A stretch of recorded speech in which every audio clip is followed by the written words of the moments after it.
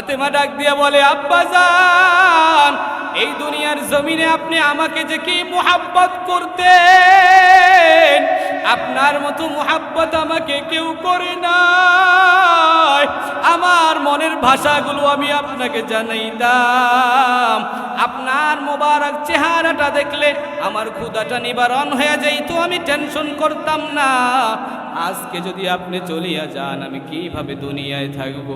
নবী আমার ডাক দিয়া বলে, ফাতেমা, চিন্তা করিও না, আমি যাওয়ার পরে সবার প্রথম তোমার সাথে আমার সাক্ষাৎ হবে। ফাতেমা কোনোভাবেই মানায় নিতে পারে না, বলে, আব্বা, আমি দরজা খুলবো না। আমার নবী ডাক দিয়ে বলে, ফাতেমা, দরজা যদি না খুলো, ওই যে আজরাইল আসার জন্য কোনো জায়গা লাগে না। আজরাইল কোনো না কোনো ভাবে আমার সামনে হাজির হয়েই যাবে। কিছুক্ষণের মধ্যেই জিবরাইল আমিন আসছে। ও নবী আমার, আপনি কোনো চিন্তা করেননি। দেখে নবীর দুই চোখ দিয়া, চক্ষু দিয়া শুধু পানি আর পানি। নবীকে প্রশ্ন করে, হে পয়গম্বর, কেন আপনি এমন ভাবে কাঁদতেছেন? নবী আমার জিবরাইলের দিকে তাকায় দেখে জিবরাইল দুই চোখের পানি সারিয়া সারিয়া কান্না করে। নবী জিজ্ঞেস করে, জিবরাইল, আমার কান্না পরে, আগে বল তুই কেন কান্না করো? জিবরাইল ডাক দিয়া বলে, ওগো পয়গম্বর, দুনিয়ার জমিনে আল্লাহ পাক যত ফেরেশতা বানাইছিলেন, এই ফেরেশতার মধ্যে আমার দায়িত্ব ছিল নবীদের কাছে ওহী নিয়ে যাওয়ার। আমি যত নবীর কাছে ওহী নিয়ে গেছিলাম, কোন নবীর কাছে 200 বার, 300 বার, 1000 বার, 2000 বার। আর আপনি নবীর কাছে আল্লাহ পাক আমাকে এতবার পাঠাইছেন, প্রায় 24,000 বারেরও বেশি।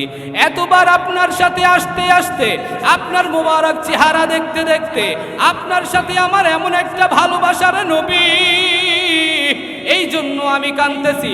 আজকের পর থেকে আমি আর কোনোদিন আপনাকে দেখতে পারবো না গো নবী, এই জন্য আমি কান্দি গো নবী আমার। ও নবী, আপনি জানান আপনি কেন কান্দেন? নবী আমার ডাক দিয়ে বলে, ও আজরাইল ভাই, আমি আমার ফাতেমার জন্য কাঁদি না, আমার কলিজার টুকরা হাসান হুসাইনের জন্য কাঁদি না, আমি আমার আলীর জন্য কাঁদি না, আমি আমার আবু বকর ওমরের জন্য কাঁদি না। আমার হঠাৎ করে মনে পড়লো, আমি 63 বছর জিন্দেগিতে 40 বছর নবুয়তি যখন পাইলাম, বাকি 23 বছরে আমার যত উম্মতকে আমি দ্বীনের দাওয়াত দিয়া কালেমার পতাকার নিচে আনলাম, ওই গুনাহগার উম্মতগুলো আমি যাওয়ার পরে তারা তো এতিম। আমার গুনাহগার উম্মতগুলোকে কে গুনাহ থেকে বাঁচাইবে? আল্লাহ রাসূল সাল্লাল্লাহু আলাইহি ওয়াসাল্লাম বলতেছেন, লা তাতাজাওয়াজু মিনান নিসাই সাবআ, যে কোনো নারীর ভিতরে 7টা গুণ যেন কখনোই না থাকে। নাম্বার 1, আন্নানা। আন্নানা শব্দের অর্থ হলো, রাসূল সাল্লাল্লাহু আলাইহি ওয়াসাল্লামের হাদিসের ব্যাখ্যার ভিতরে পাওয়া যায় যে সমস্ত নারীরা তার স্বামীকে সব সময় বলে, তুমি যত টাকা কামাই রোজগার করো সব আমার পিছনে খরচ করবা, অন্য কারো পিছনে দেখতে পারবা না, আব্বা আম্মা তোমার ভাই বোনেদের ওগুলো দেখার টাইম নেই, সব আমার পিছনে খরচ করবা। এরকম অনেক সময় আমাদের মা বোনরা বলে কিনা? এই কথাটা কিন্তু হাদিসের সাথে স্পষ্ট মিলে যায়। এরকম যে নারী বলবে সে দাজ্জালের খালাতো ভাই। আমি সংক্ষেপে বলে যাচ্ছি। নাম্বার 2, মান্নানা। মান্নানা শব্দের অর্থ হলো খোটা দেওয়া। নারীদের মধ্যে এই অভ্যাসটা বেশি দেখা যায়। প্রায় সময় তার পাশের ঘরের অন্য স্ত্রী, অন্য এক ভাইয়ের স্ত্রী, তার মাধ্যমে খোটা দেওয়া। ও দেখছো, ও এই তো করতে পারতেছে, তুমি কেন পারো না, এই বলে খোটা দেয় স্বামীকে। দেয় না, স্বামীকে ছোট করে। এটা কখনোই করা যাবে না। 3 নম্বর, হান্নানা। হান্নানা শব্দের অর্থ হলো যে স্বামীর খেদমত না করা। আজকে বর্তমান সময়ে এই 2024 সালে, 2016 সাল থেকে 2024 পর্যন্ত আদমশুমারি করে দেখা যাচ্ছে যে বর্তমান সময়ে একটা ঘরের ভিতরে সবচেয়ে ঝামেলা বাজার মূল কারণ হলো স্বামী তার স্ত্রী তার স্বামীর উভয়কে মানায় নিতে পারে না, ঠিক কিনা? এবং বিশেষ করে স্ত্রী স্বামীর খেদমত করে না। স্বামী বলল যে তুমি একটু আমার জামাটা ধুয়ে দাও, তোমারটা তুমি ধুয়ে নাও, আমি পারবো না। এই যে কথা বলে সে কতটা পিছনে পড়ে গেল, ঈমান থেকে কতটা দূরে চলে গেল। এজন্য আমরা এখানে যারা মা বোনরা আসছেন, আশা করি আপনারা এগুলো করেন না। আপনারা সবাই ভালো মানুষ, আপনারা সবসময় স্বামীর খেদমত করবেন। হ্যাঁ, আবার পাশাপাশি স্বামীও খেদমত করতে হবে। শুধু স্ত্রীদের দ্বারাই খেদমত দিবেন এতটা। আল্লাহ রসুল নিজে, আম্মাজান আয়েশা একদিন রুটি বানাইতেছে, রসুল যুদ্ধের ময়দান থেকে আসছেন, তো দেখতেছে যে রুটিগুলো পিছন দিক থেকে বকরি আইসা, ভেড়া আইসা রুটির যেই ছোট ছোট খামিরা বানায় রাখছে এগুলো খায়া ফেলাইতেছে।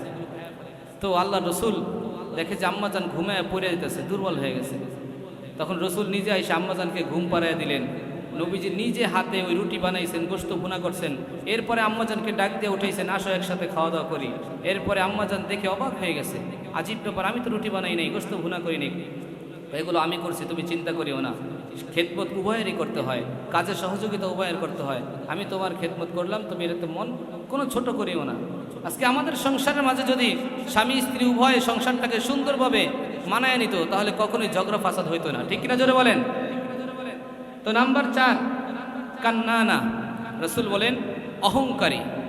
আমাদের মাঝে এই বিষয়টা বর্তমান সময় নারীরা খুব অহংকার করে থাকে।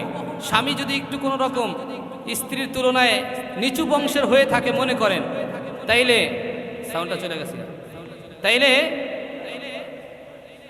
তাহলে দেখা যায় কি যে স্ত্রী স্বামীকে প্রায় সময় এই কথা বলে ওঠে, এই সাবধান, আমার গায়ে একটা হাত দিলে খবর আছে, আমার বাপে কিন্তু চেয়ারম্যান, আমার বাপের অমুক কিছু আছে, তমুক কিছু আছে, তোমারে শেষ করে ফেলাম। এই যে অহংকার করলো, এই অহংকারী নারী সে দাজ্জালের খালাতো ভাই হয়ে যাবে। এই জন্য খুব সাবধান। আপনার স্বামী আপনার কাছে দামি একটা সম্বল, আপনি কখনো স্বামীর সাথে এরকম আচরণ করবেন না। 5 নাম্বার, হাদ্দাকা। হাদ্দাকা শব্দের অর্থ হলো একজন নারী তার স্বামীর পছন্দের জিনিসকে প্রাধান্য দেয় না। অর্থাৎ স্বামী পছন্দ করে একটা জিনিস নিয়ে আসছে, এখন স্ত্রী কয় এটা আমার ভালো লাগে না, আমি নিজেই বাজারে যায় মাগুরা শহরে যায় মার্কেট করে আসবো। এরকম মানুষ বলে কি না? এই যে হাদ্দাকা, এটার মধ্যে যারা পড়বে তারাও জান্নাতে চলে যেতে পারবে না। 6 নাম্বার, সাদ্দাকা। সাদ্দাকা শব্দের অর্থ রসুল বলেন একজন স্ত্রী তার স্বামীকে হারাম উপার্জনের দিকে আহ্বান জানায়, উদ্বুদ্ধ করে। অর্থাৎ স্বামীর প্রতি মাসে আয় হচ্ছে 6,000 টাকা, এখন সে 6,000-এ সন্তুষ্ট না, তার লাগবে 12,000, স্বামীকে বাধ্য করতেছে হারাম কাজের দিকে যাইতে। এইরকম স্ত্রী জান্নাতে যাবে। 7 নাম্বার, বাররাকা। এই বাররাকা শব্দটা, এটা বলতে আমি লজ্জাবোধ করতেছি। বাররাকা শব্দটা আমি জানি না এলাকায় আছে কি না। বাররাকা শব্দের অর্থ রাসূল সাল্লাল্লাহু আলাইহি ওয়াসাল্লামের এই হাদিসের ব্যাখ্যা যারা করেছেন মুহাদ্দিসিনে কিরাম, তারা বলেন যে বাররাকা শব্দের অর্থ হলো একজন স্ত্রী তার স্বামীর গায়ে হাত তোলে মাঝে মাঝে। আসেনি? মারামারি লাগলে, ঝগড়া লাগলে একটু ঘরের ভিতরে, তারপর স্ত্রী স্বামীরে মারে, নাউজুবিল্লাহ বলবেন না। এই স্ত্রী সে হচ্ছে দাজ্জালের সাথী সঙ্গী। এই স্ত্রী মারা যাওয়ার পরে জাহান্নামে যাবে।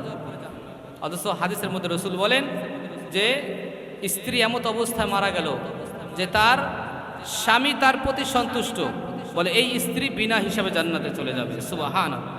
এই জন্য স্ত্রী, আমরা এখানে যারা হয়তোবা কারো স্ত্রী, কারো মেয়ে অথবা কারো বোন, আমি সবাইকে লক্ষ্য করে বলবো, আপনাদের কাছে আমি আজকে একটা মেসেজ দিয়ে যাব শুধু, সেটা হলো আপনারা রসুলের ফ্যামিলিতে যারা ছিল তাদের আদর্শটা শুধু ফলো করেন, আপনার জীবন পাল্টে যাবে ইনশাআল্লাহ। রসুল সাল্লাল্লাহু আলাইহি ওয়াসাল্লাম তার একে একে 2 কন্যা বিবাহ দিলেন উসমান রাদিয়াল্লাহু তাআলা আনহুর কাছে। এরপরে একজন কন্যা যিনি ছিলেন, রসুল সাল্লাল্লাহু আলাইহি ওয়াসাল্লাম বলছেন বিদ'আম মিন্নি, আমার কলিজার অংশ যিনি, তিনি হলেন হযরতে ফাতেমাতুজ জোহরা রাদিয়াল্লাহু তাআলা আনহা। এই ফাতেমা রাদিয়াল্লাহু তাআলা আনহা, ওনার যখন বিবাহের বয়স হলো, কিতাবের বর্ণনা স্পষ্ট এরকম এসেছে, বিভিন্ন বাদশার দরবার থেকে প্রস্তাব আসছে যে আমাদের কাছে বিবাহ দেন। আল্লাহ রসুল কারো কোনো বাদশার প্রস্তাব গ্রহণ করেন নাই। আল্লাহ রসুল সাল্লাল্লাহু আলাইহি ওয়াসাল্লাম একটা জিনিস চিন্তা করেছে, পয়গম্বর চিন্তা করে দেখলেন একজন বাদশার কাছে যদি আমি আমার কন্যাকে বিবাহ দেই, তাহলে ওই বাদশাহ দিনদারি না থাকার কারণে আমার মেয়েকে নিয়ে জাহান্নামে চলে যাবে। পয়গম্বর আমার সঙ্গে সঙ্গে চিন্তা করলেন, দুনিয়ার জমিনে দুনিয়ার টাকা পয়সা অর্থ করে এগুলোর দিকে তাকায় আমার কোনো লাভ নাই, আমার তাকাইতে হবে আখিরাতের দিকে। আখিরাতটা হলো আমার মেন জীবনের সন্তুষ্টর জায়গা। পয়গম্বর চিন্তা করলেন না কি করা যায়। কিছুদিন পরেই হযরতে আলী রাদিয়াল্লাহু তাআলা আনহুর ব্যাপারে এক সাহাবী রাসূলের কাছে এসে প্রস্তাব দিলেন। আল্লাহর রসুল আলী রাদিয়াল্লাহু তাআলা আনহুর দীনদারিত্ব দেখে আল্লাহর রসুল সন্তুষ্ট হয়ে গেলেন, রাজি হয়ে গেলেন। সুবহানাল্লাহ। পয়গম্বর ডাক দিয়ে বলে, হে আলী, আমি আমার কন্যা তোমার কাছে বিবাহ দেওয়ার জন্য তৈয়ার। হে আলী, তুমি তৈয়ার আছোনি? আলী রাদিয়াল্লাহু তাআলা আনহু লজ্জায় কথা বলতে পারে না, বলে নবীর একজন কন্যা আমি আলী কিভাবে আনি, অথচ আমার ঘরের মধ্যে কোনো খাট নাই, আমার ঘরে কোনো শোকেস নাই, আলনা নাই, আমার ঘরে ভালো একটা খাবারের ব্যবস্থা নাই। যেই দিন নবী আমার ফাতেমাকে বিবাহ দিলেন, আগে যখন নবীজি দিয়েছে, ঘরের ভিতরে গিয়ে দেখেন শুধু একটা মাত্র তরবারি আর একটা ঢাল আর একটা পাটি, এই তিনটা ছাড়া আলীর ঘরে আর কোনো কিছুই ছিল না। ওই সময় ফাতেমা ঢুকিয়া স্বামীর চিন্তা করছে, স্বামীর ইজ্জত নষ্ট করা যাবে না। স্বামীকে সন্তুষ্ট করার জন্য বলে, ও আমার প্রাণের স্বামী, আমি আপনাকে জানায় দেই, আপনি আমাকে নিয়ে চিন্তিত হবেন না। আমাকে কোন জায়গায় রাখবেন, কিভাবে খাওয়াবেন, কিভাবে পালবেন, এই বিষয় নিয়ে আপনি চিন্তিত হবেন না। আপনি যদি মাটিতে ঘুমাইতে পারেন, আমি ফাতেমাও মাটিতে ঘুমাইতে পারবো। আল্লাহু আকবার। আজকে আমাদের মা বোনরা দেখবেন স্বামীকে একটার পরে একটা শুধু চাপ দিতে থাকে। এই মাসে যদি খাট আনে, আগামী মাসে ফ্রিজ লাগবে, তারপরের মাসে 26 ইঞ্চি টিভি লাগবে, হবে না 52 ইঞ্চি টিভি লাগবে, একটার পরে একটা শুধু বারবার চাপ দেয়, ঠিক কিনা বলে? যার কারণে স্বামী টাকা পায় না, যেই টাকা পেয়েছে তাতে হয় না। এরপরে স্বামী ডাক দিয়ে বলে, এই তোমাকে নিয়ে আর সংসার করা আমার সম্ভব না। স্ত্রীও বড় গলায় কয়, আমিও তোর সাথে থাকতে রাজি না। আসেনি নাই এরকম? কয় কি কয় না? এ মাগুরা এলাকার পর্দার ভিতরে যেই মা বোনেরা আছো, আমি মুসাফির মানুষ, দূর থেকে সফর করে এসেছি, ছোট্ট একটা মেসেজ দিয়ে যাই। এই মেসেজটা মাথায় রাখবা। পয়গম্বর বলেছে, কোন নারী যদি ইন্তেকাল করে, ওই নারী যদি স্বামীর কথা না শুনে, সে জান্নাতে যাইতে পারবে না। স্বামী যদি অসন্তুষ্ট থাকে, সে কখনো জান্নাতে যাইতে পারবে না। অতএব হযরতে আলী যেই রকম ভাবে ফাতেমা আলীকে সন্তুষ্ট করেছে, আমি আপনি ওইভাবে তৈয়ার হয়ে যাই। এই কারণেই ফাতেমা ডাক দিয়ে বলে, ওগো প্রাণের স্বামী আমার, আমি যখন দুনিয়ার থেকে বিদায় নিয়ে চলে যাব, আপনার কাছে আমার একটা বিনীত অনুরোধ, সেটা হলো দুনিয়ার জমিনে আমি থাইকা যেই দিন থেকে আমার আব্বার উপরে পর্দার আয়াত নাজিল হয়েছে, সেই দিন থেকে আমি আমার পর্দা এমন ভাবে করেছি, আমার দেহটা আমি কাউকে দেখতে দেই নাই। আমি মারা যাওয়ার পরে আমার জানাজা আপনি একা করবেন। আমার লাশটা 4 জন যেহেতু ধরতে লাগবে, আপনি থাকবেন, সাথে আপনার 2 জন সন্তান থাকবে, হাসান হুসাইন, আর সাথে একজনকে নিবেন, নবী যাকে অর্ডার করে। আমার পয়গম্বর বলে গিয়েছিল, আমার একজন সাহাবা, যেই সাহাবার নাম হলো হযরতে আবু যর গিফারী রাদিয়াল্লাহু তাআলা আনহু। এই সাহাবা এত আল্লাহওয়ালা ছিলেন, আল্লাহর রাসূলের এত সাহাবার ভিতরে কাউকে বললেন না, আমার ফাতেমার লাশ ধরার জন্য একটা খাটের কণা তুমি নিবা, একমাত্র বললেন আবু যর গিফারীকে। সুবহানাল্লাহ। এরে মুমিন আল্লাহর গোলাম, দুনিয়ার থেকে চিরবিদায় নিয়ে ফাতেমার মতো তোমাকেও যাইতে হবে রে এলাকার মা। তুমিও কিন্তু থাকতে পারবা না। দেখো তোমার চাইতে কত ছোট বয়সের কত মেয়েরা ঘরের মধ্যে এই একে একে বিদায় নিয়ে কত মেয়েরা দুনিয়ার থেকে তোমার সামনে চলে গেল। তুমি কত মেয়েদের লাশ দেখছো, দেখার পরেও এখনো তোমার দিলের মধ্যে ওই মৃত্যুর চিন্তাটা এখনো আসে নাই, এখনো তুমি দুনিয়ার পিছনে ঘুরতেছো রে মা। এ মা, ফাতেমা রাদিয়াল্লাহু তাআলা আনহার এই কথাটা তুমি ভালোভাবে মাথায় রাখবা। ফাতেমা ডাক দিয়ে বলে, ওগো প্রাণের স্বামী আমার, আপনার কাছে আমার এইটাই দরখাস্ত, পর্দার সাথে আমার মৃত্যুটা যেন হয়, এবং পর্দার সাথে আপনি আমাকে রাতের ভিতরে আমাকে দাফন করে দিবেন, দিনের বেলা দিবেন না, যেন কোনো পুরুষের নজর আমার প্রতি না পড়ে। সুবহানাল্লাহ। কতটা কঠিন চিন্তা করেন। একজন ফাতেমা যিনি সমস্ত জান্নাতি মেয়েদের সর্দারনি হবে, উনি মৃত্যুর আগে কি একটা নসিহত করতেছে। একদিন আলীকে ডাক দিয়ে বলে, ওগো প্রাণের স্বামী আমার মনটা আজকে আর ভালো লাগতেছে না। রাতের বেলা ঘুমায়া ঘুমায়া স্বামীর গলা জড়ায়া জড়ায়া ফাতেমা বলতেছে, ও স্বামী আমার, আপনি একটু আমার দিকে তাকান। হযরতে আলী ফাতেমার দিকে তাকায় দেখে ফাতেমার দুই চক্ষু দিয়ে শুধু পানি, ফাতেমার দুই চক্ষু দিয়ে পানি আর পানি পড়তেছে। আলী ডাক দিয়ে বলে, ওগো আমার স্ত্রী, তুমি কেন কাঁদতেছো? ফাতেমা ডাক দিয়ে বলে, স্বামী আমার, এতদিন আমি আপনার সাথে সংসার জীবনে ছিলাম, আজকের পর থেকে আমি আর মনে হয় আপনার সাথে থাকতে পারবো না। হযরতে আলী শোনার পরে সঙ্গে সঙ্গে জিজ্ঞেস করে, ফাতেমা তোমার কি হয়েছে? তোমার মতো একজন বিবি দুনিয়ার জমিনে কেউ পায় না। আমি তোমাকে পাওয়ার পরে আমার জীবনটা ধন্য হয়ে গেছে। তোমার গর্ভে আমাকে আল্লাহ এমন দুইটা সন্তান দিয়েছে, যেই সন্তান দুইটার নাম হাসান আর হুসাইন। এমন দুইটা সন্তান, যেই সন্তান দুইটা জান্নাতি সমস্ত পুরুষের সর্দার হবে। চিল্লায়া বলেন সুবহানাল্লাহ। ফাতেমা রাদিয়াল্লাহু তাআলা আনহা কান্না করে আর বলে, স্বামী, সব জানলাম বুঝলাম, কিন্তু আমার আব্বাজান যেই দিন দুনিয়ার থেকে বিদায় নেবে, ওই দিন আমি পাশেই বসা ছিলাম। আমার আব্বার গলা জড়াইয়া আমি চিল্লায়া কাঁদছি আর বলছিলাম, আব্বাজান,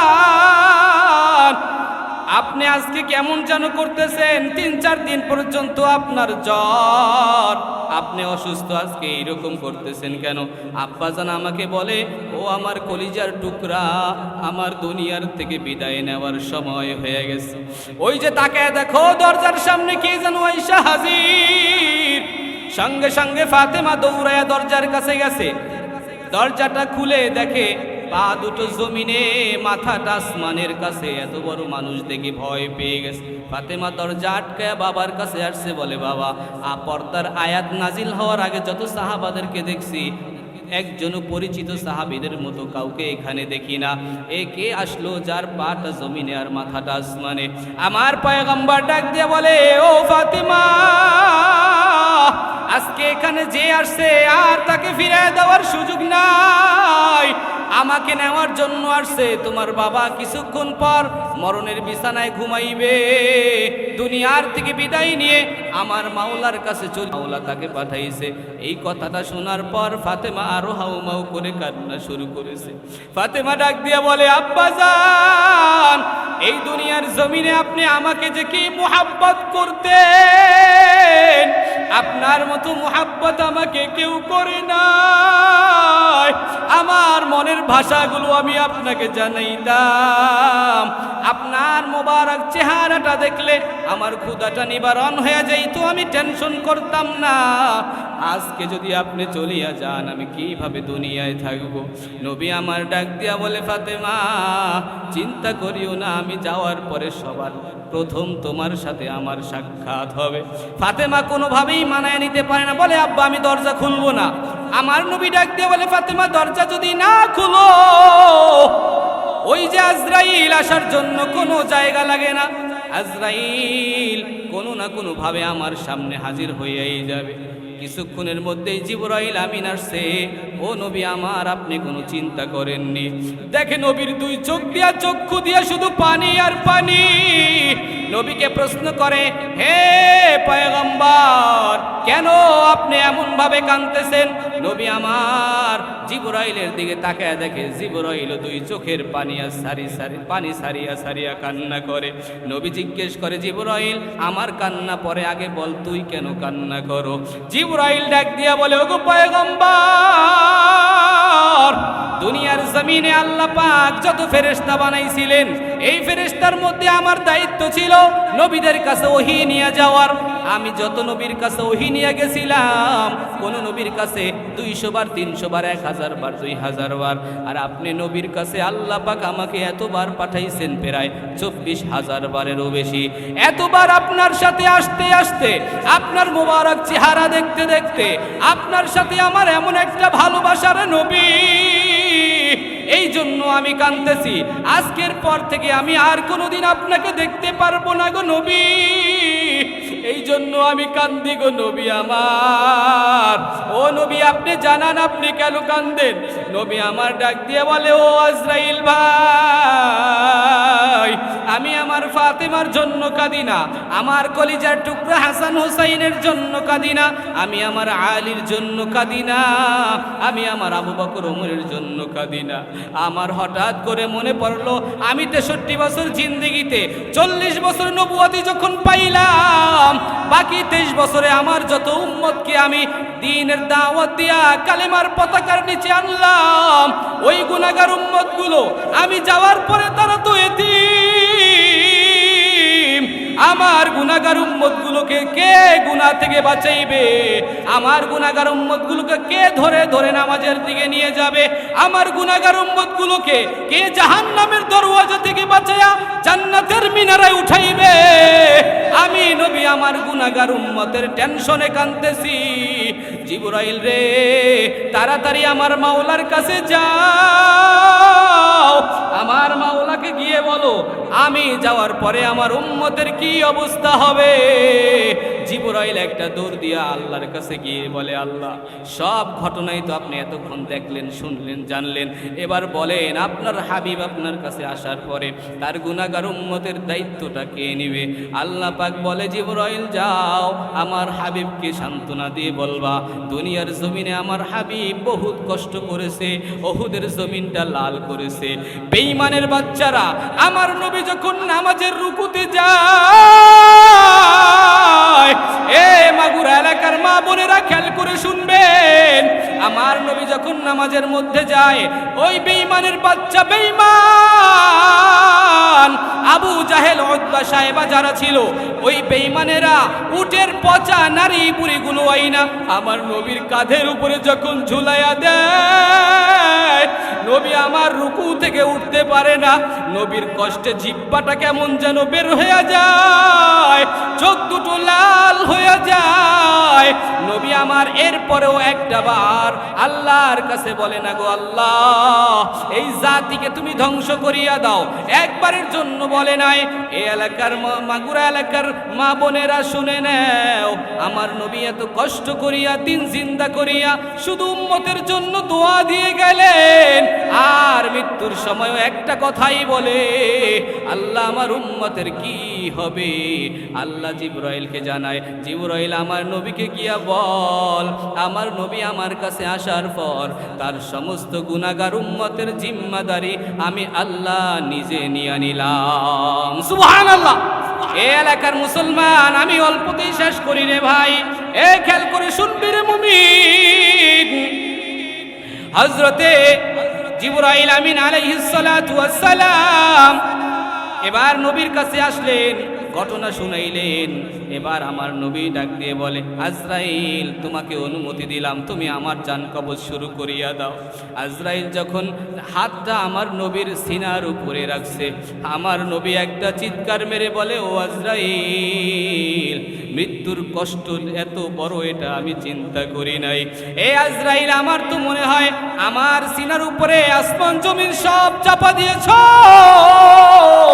এরে আজরাইল, আমার মৃত্যুর যন্ত্রণা যদি এত কষ্ট হয়, আমার গুনাহগার উম্মতের মৃত্যু না জানি কেমন হবে রে আজরাইল। ও আজরাইল, আমার উম্মতের কষ্ট হবে, এটা আমি সহ্য করতে পারবো না। এ জিবরাইল, তাড়াতাড়ি আমার কথাটা খেয়াল করে শোন। এ আজরাইল ভাই, মৃত্যুর যত কষ্ট হইতে পারে সব কষ্ট আমি নবীকে দিয়া দে, আমার একটা উম্মতেরও মৃত্যুর কষ্ট দিস না। চিল্লায় বলেন আল্লাহু আকবার। এরে মুমিন, দেখেন আমার নবী মৃত্যুর সময় কতটা প্রেশান আমার আপনার জন্য। যাই হোক, আলোচনা আমি এই দিকে যাব না। ফাতেমার ভূমিকাটা কি ছিল? ফাতেমা রাদিয়াল্লাহু তাআলা আনহা ওই যে দেখে যখন আজরাইল আসে চলে আসছে আর আমার নবী তাদের সাথে কথা বলতেছে, ওই সময় কানে কানে যাইয়া বলছে, আব্বা জান, আমি তো আপনি যাওয়ার পরে থাকতে পারবো না, আমার ব্যাপারে কি ডিসিশন করলেন? আল্লাহর রাসূল ডাক দিয়ে বলে, ফাতেমা, আমি যাওয়ার পরে তুমি আমার সবার আগে সাক্ষাৎ করবা, চিন্তা করিও না। এই কথা বলার পরে ফাতেমা একটু শান্ত হইলেন। আজকে ওই রাত্রে তার স্বামী আলীর সাথে বসে বসে ওই কথাটাই বলতেছে, স্বামী আমার আব্বা যেই কয়দিন পরে আমাকে নেওয়ার কথা বলেছেন সেই দিনটা আজকে রাত্রে আমার মরণ হবে। স্বামী আপনি আমাকে মাফ করিয়া দিয়ে, আপনার সংসার জীবনে আমি মনে হয় আপনার সুন্দর খেদমত করতে পারি নাই, আপনার দুইটা সন্তানকে সুন্দর মতো লালন পালন করতে পারি নাই, আপনার খোঁজ খবর সুন্দর মতো মনে হয় আমি নিতে পারি নাই। অথচ এই ফাতেমা দুনিয়ার মধ্যে 1 নম্বর স্ত্রী ছিল, তার জবান দিয়া স্বামীর ব্যাপারে এই কথা। আর তুমি আর আমি কি করি, স্বামীর সাথে কত বেয়াদবি করি, সামান্য একটা কথা হইলে স্বামীকে 10টা কথা বলিয়া ফেলাই। এ মা বোনেরা সাবধান, একজন স্বামীকে আল্লাহ এত সম্মান দিয়েছেন। আল্লাহর রাসূল বলেন, আল্লাহর পর যদি কাউকে সেজদা দেওয়ার হুকুম থাকতো তাইলে আল্লাহ পাক স্বামীকে সেজদা দেওয়ার কথা বলতো। এতটা দামি আল্লাহ বানাইছেন।